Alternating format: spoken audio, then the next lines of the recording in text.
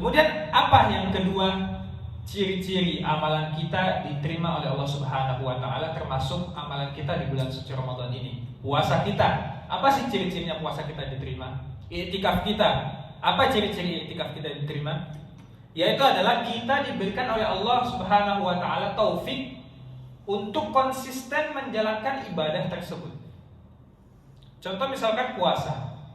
Kalau setelah bulan suci Ramadan kita masih semangat untuk puasa, masih semangat untuk puasa Syawal nanti ya, sebagaimana hadis Rasulullah SAW tentang keutamaan puasa Syawal seperti puasa 1 tahun ya. Kata Rasulullah, barang siapa yang berpuasa Ramadan tsumma atba'ahu sittan min Syawal, kemudian setelah itu dia berpuasa 6 hari di bulan Syawal, maka seperti puasa selama 1 tahun.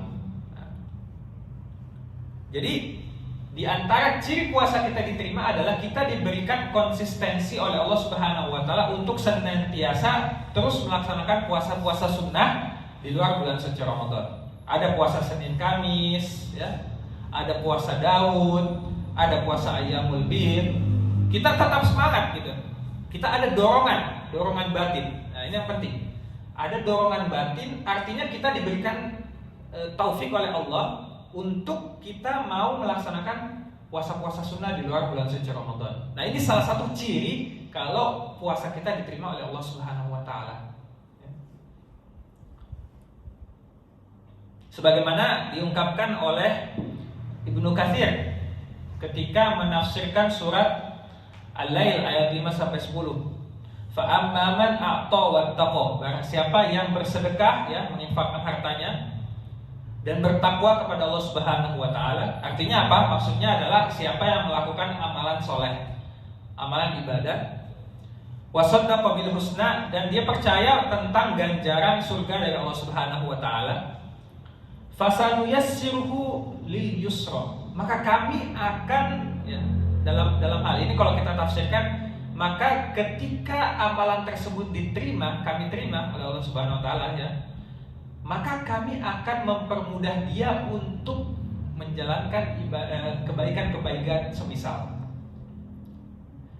Sebaliknya, wa amman bakhila wastagna, barang siapa yang pelit ya dan merasa cukup dengan ibadahnya yang sedikit, wa kadzdzaba bil husna, kemudian dia juga mendustakan tentang surga, fasanuyassiruhu lil usra, maka kami akan persulit dia untuk melaksanakan amalan-amalan tersebut.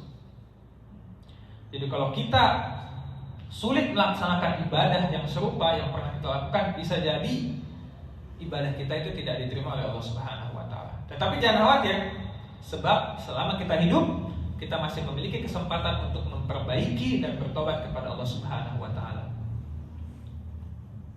Nah, ini diantara perkataan para ulama ya, Ibnu Katsir ketika menafsirkan ayat-ayat tadi, beliau mengatakan, menyimpulkan di antara balasan kebaikan adalah kebaikan selanjutnya. Ya. Kalau kebaikan ini kita tafsirkan sebagai iktikaf, ya, maka kita selanjutnya di luar bulan suci Ramadan kita senang berdiam diri di masjid, walaupun sesaat. Ya. Kita rindu dengan masjid.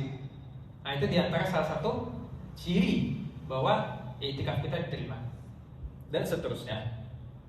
Dan di antara balasan kejelekan adalah kejelekan selanjutnya. Jadi orang-orang yang terbiasa melakukan kemaksiatan, hati-hati.